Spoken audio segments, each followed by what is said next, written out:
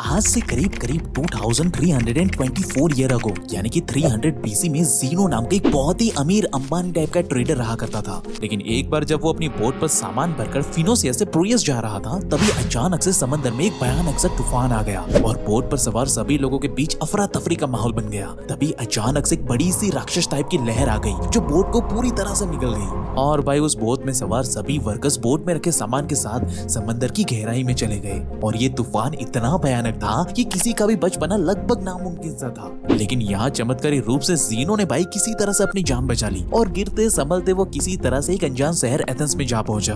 अब जीनो जो कल तक अंबानी की तरह बिलियनर था ना, अब वो इस तूफान की वजह से पूरी तरह से कंगाल हो चुका था। यहाँ तक कि आज उसके पास खाने तक के भी पैसे नहीं थे। साथ ही वो एक ऐसी जगह पे पहुंच चुका था जहाँ उसे कोई पहचानता भी नहीं था। अब दोस्त आप खुद सोच कर देखो कि ये पूरी सिचुएशन जीनो के लिए कितनी ज्यादा प्रॉब्लम से भरी हुई होगी। जहाँ कल तक वो राजा की तरह जिंदगी जी रहा था, आज उसे खाने के लिए भी घर घर भीख मांगने की नौबत आ गई है। लेकिन भाई जीनो ने फिर भी हार नहीं मानी। उसने इस अनजान शहर में रहकर दिन में छोटे मोटे काम किए तो रात को वो कई सारे फिलोसोफर को पढ़ने लगा, जिससे कि फिर उसने कई सारे रिसर्च करके अपनी खुद की फिलोसॉफी बनाई जिसे आज स्टोइसिज्म कहते हैं, जो भाई इतनी कारगर साबित हुई ना कि उसने जीनो को फिर से पहले की तरह ही बिलियनर बना दिया रातों रात। इसलिए जीनो को आज स्टोइसिज्म का बाप कहा जाता है। लेकिन भाई ये स्टोइसिज्म है क्या और इसने जीनो को ऐसा क्या भला सिखा दिया कि जिससे कि वो रातों रात फिर से भिखारी से राजा बन गया? आखिर ये फिलोसॉफी भाई कहते क्या है? क्या सच में ये इतनी पावरफुल चीज है या लोगों ने बस इसका ऐसा ही हवा बनाया हुआ है कि स्टोइसिज्म ये है, स्टोइसिज्म वो है? तो दोस्त आज हम सब मिलकर इन्हीं सारे सवालों के जवाब विद प्रूफ एंड एविडेंस के साथ जानने वाले हैं, जिसमें कोई भी बात मैं अपने मन से नहीं बताने वाला, बल्कि सारी चीजें जो हमने proper scientific research and evidence के साथ हमें मिली हुई है ना, वही चीजें बिना कोई फिल्टर के मैं आपके सामने रखने वाला हूँ,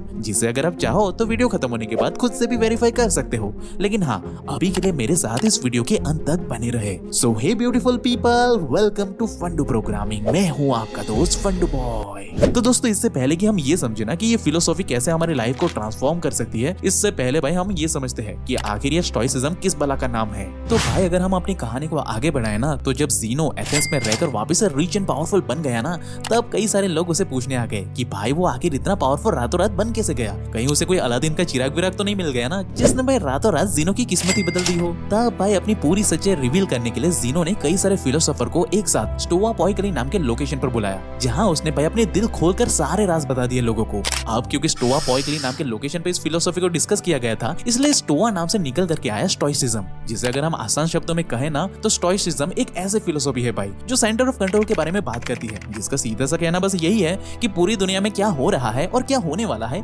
ये सब हमारे हाथ में है ही नहीं, लेकिन जो चीजें ऑलरेडी हो रही है ना, उन चीजों पर हम कैसे रिएक्ट करते हैं ना, ये भाई 100% हमारे ही हाथ में होता है। इसलिए अगर आप एक स्ट्रॉन्ग एंड पावरफुल इंसान बनना चाहते हो ना, तो आपको सिर्फ उन्हीं चीज की फिक्र करनी चाहिए जो भाई आपके कंट्रोल में हो, ना कि उन चीजों की जिसके बारे में आप कुछ उखाड़ ही नहीं सकते।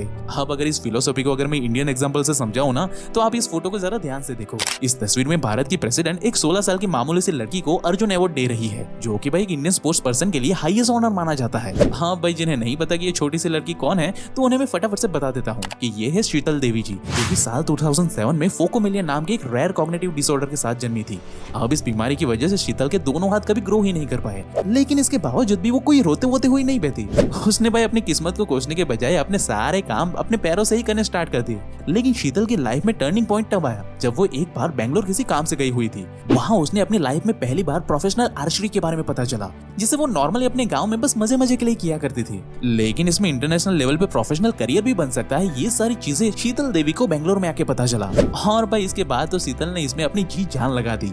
और भाई जहाँ कल तक दुनिया ये मानती थी ना कि बस अंगूठा कट जाने से लोगों के सिर से आर्चरी का भूत उतर जाता है, तो भाई वहीं 2023 आते आते ये विचारधारा पूरी तरह से बदल दी गई, क्योंकि शीतल देवी जिसके हाथ तक नहीं थे, उसने जुलाई 2023 में वर्ल्ड आर्चरी पैरा चैंपियनशिप में सिल्वर मेडल जीत कर दिखा दिया। और फिर कुछ ही समय के बाद एशियन पैरा गेम्स में शीतल देवी ने गोल्ड मेडल भी अपने नाम कर लिया। हाँ भाई साहब, जहाँ सारे लोग अपने दोनों हाथ से भी सही निशाना नहीं लगा पा रहे थे ना, वहीं शीतल देवी ने अपने पैरों से बिल्कुल सटीक निशाना लगाना सीख लिया था, जिसे आप अभी इस वीडियो में भी देख सकते हो। जिससे कि भाई शीतल देवी ने पूरी दुनिया को दिखा दिया कि भले ही बीमारी से हाथ खो देना उनके बस में नहीं था, लेकिन इस डिफिकल्ट सिचुएशन में पूरी जिंदगी रोटे बैठना है या फिर योद्धा की तरह लड़ना है, वो 100% उनके ही हाथ में था। इसलिए उन्होंने अपने एक्शन एंड एफर्ट से आज वो सब कुछ करके दिखा दिया जो 2 हाथ और 2 पैर वाला एक ऑर्डिनरी इंसान कभी अपने सपने में भी नहीं सोच सकता था। और इसे ही भाई स्टोइसिज्म कहते हैं, जो एक्चुअली में भिखारी को राजा बनाने की ताकत रखता है। जहाँ एक्चुअली में आप अपने हालातों पर रोने और गिड़गिड़ाने के बजाय उस हालातों से एक भूखे शेर की तरह लड़ने के लिए आगे बढ़ते हो और अपनी जीत और मेहनत के दम पर जीत को हासिल करते हो।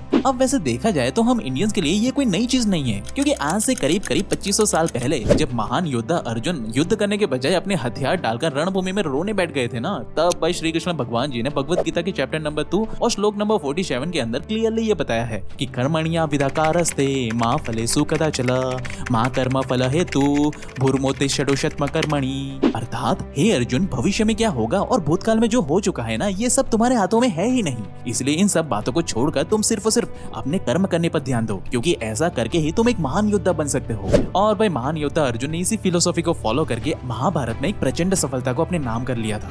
इसलिए तो इसके अंदर भाई भिखारी को भी राजा बनाने की शक्ति छुपी हुई है। अब भाई यहाँ पे मैं ये बिल्कुल दावा नहीं कर रहा हूँ कि स्टोइसिज्म भगवत गीता की कॉपी है, बिल्कुल नहीं दोस्त, मैं यहाँ पे ये कह ही नहीं रहा हूँ, बल्कि यहाँ पे मैं इन सारे फैक्ट्स को आपके सामने कंपेयर करके इसीलिए दिखा रहा हूँ ताकि आप खुद से ये फैसला कर सको कि कौन सी चीज को आपको फॉलो करके आपको एक सटीक सफलता मिल सकती है। क्योंकि जहाँ भगवत गीता हमें अपनी पूरी जिंदगी कैसे जीनी चाहिए ये सिखाता है ना, तो वहीं स्टोइसिज्म एक बहुत ही छोटी सी फिलोसॉफी है जो हमें मेंटली स्ट्रांग होकर अपने गोल पर कैसे फोकस करना है ना, वो भाई सिखाता है। जैसे कि सेनेका जो एंशिएंट रोम के एक बहुत ही महान स्टोइक फिलोसोफर थे ना, वो ये क्लियरली बताते हैं कि we suffer more in our imagination than in reality. जिसे अगर हम आसान शब्दों में समझे ना भाई, तो हम इंसान सोचते तो बहुत है, लेकिन वो काम जो हमारी इमेजिनेशन को रियलिटी में बदल देने की ताकत रखता है ना, वो हम कभी करते ही नहीं है। जैसे कि भाई आज हर एक दूसरा बंदा अपने ख्यालों में तो मिलियनर बिलियनर बना बैठा है, जहाँ उसे हर बात पता भी है कि कैसे वो $1 मिलियन की कंपनी खड़ी कर सकता है, कैसे वो यूट्यूब चैनल खोलकर ऑनलाइन पैसे अर्न कर सकता है, या फिर शार्क टैंक की तरह स्टार्टअप शुरू करके अपनी किस्मत बदल सकता है।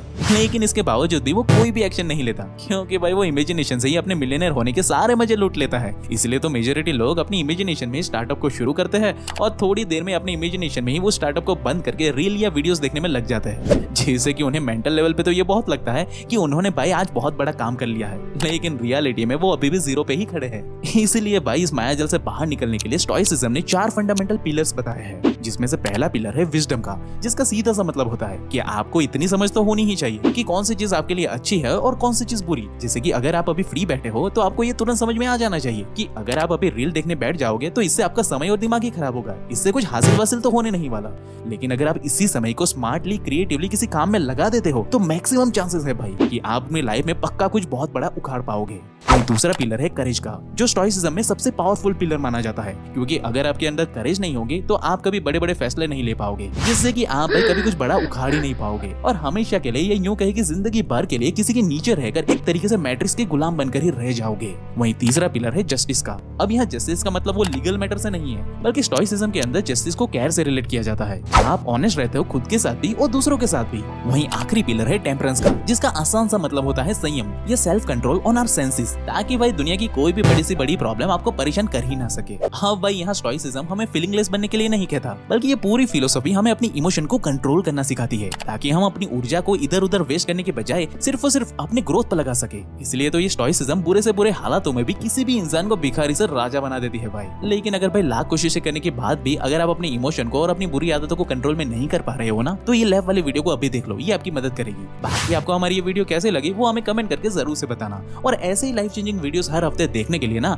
हमारे चैनल को भाई अभी सब्सक्राइब करें।